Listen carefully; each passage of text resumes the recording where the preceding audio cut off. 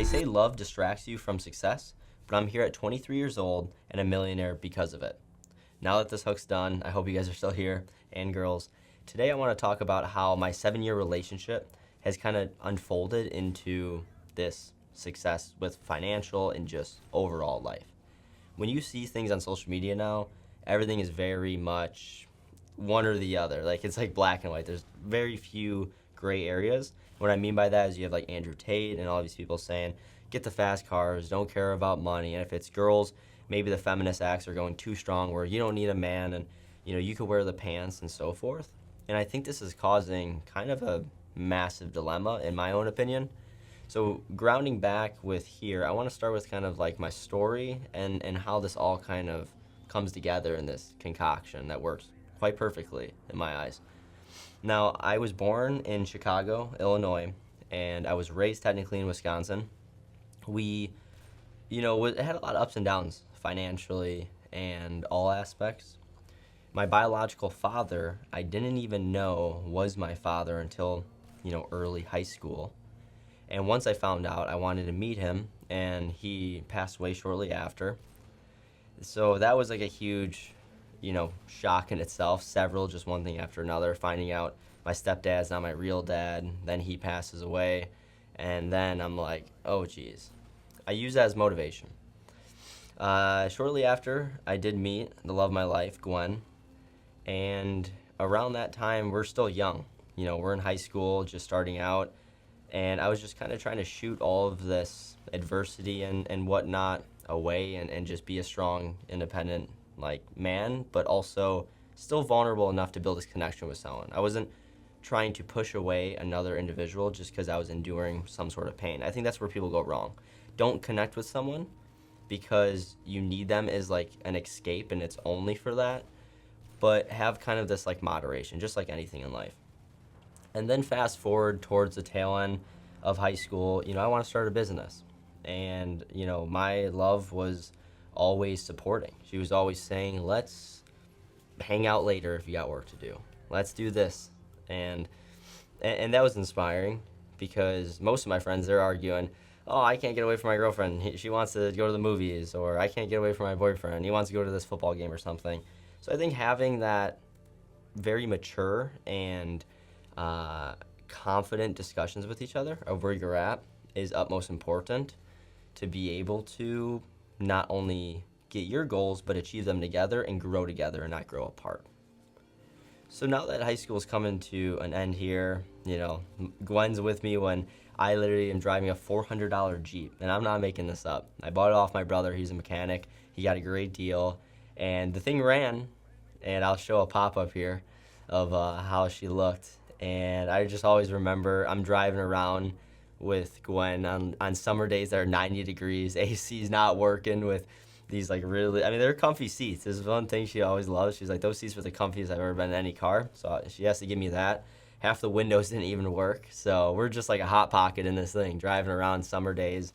That's when I was, just getting done with a lot of my landscape clients because I started with a landscape business, was my first business. And if you want to go even before that without workers permit, I'm ripping lemonade stands. I'm going door to door. When I was young, anywhere from 11 to 13, just handing out flyers to get the landscaping business afloat, all the way into SMMA on the tail end of high school. And I thought I was the guy. I thought everything was going to be in my favor with SMMA. And what I mean by that is I'm picking up all these clients and I'm making more money than most of my teacher's salary in a month. And then I got humbled real quick.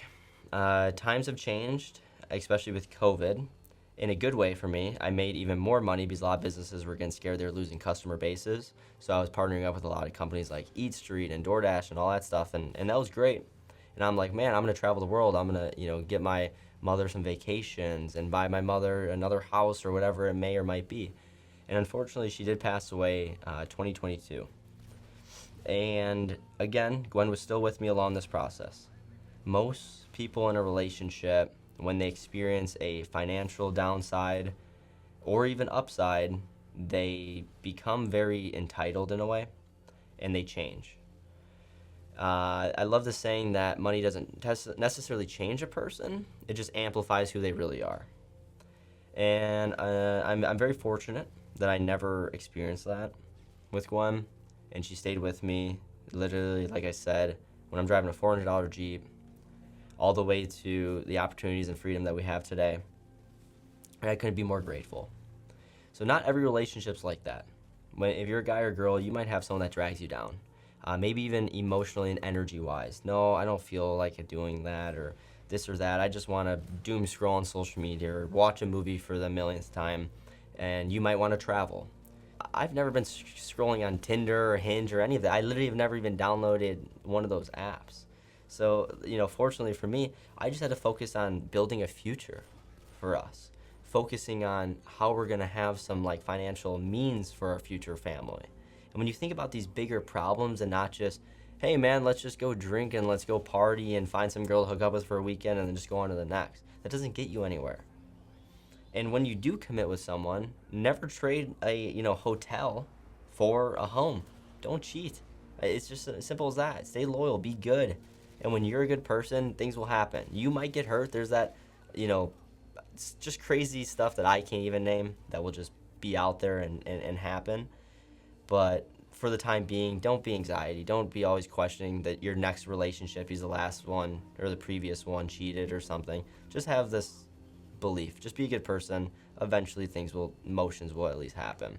But regardless, anything can happen. You can stay single and you might not ever meet someone. You can be with someone committed and you might grow apart when you're 30 or 40. There is the beautiful thing about this life is there's a finish line for all of us. We all have different starts and different races. Some people are in the 400 meter, some people are in the 100 meter, some people are playing football while the other people are just being, Picasso painting something. That's the beautiful thing. It's not a race for everyone. It's not a system for everyone, and so forth. But other than that, inevitably what this comes down to, the nugget to take away here is stay loyal, keep focused, and when you do that, all of this will kind of come into this thing of success. So as long as you have that discipline, that focus, and loyalty, everything's going to work out. This is with a relationship. This is with everything. And I couldn't be more grateful sitting here at my age, regardless of the adversities. I've met some of the greatest people that will be with me for my whole life and vice versa because of these, traits and attributes.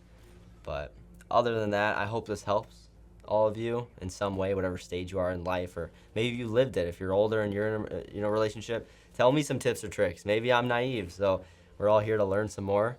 And other than that, I couldn't thank all of you, more for listening and tuning in and watching wherever you are, whatever time it is. And I'll leave it off with thanks again, my friends, and until next time.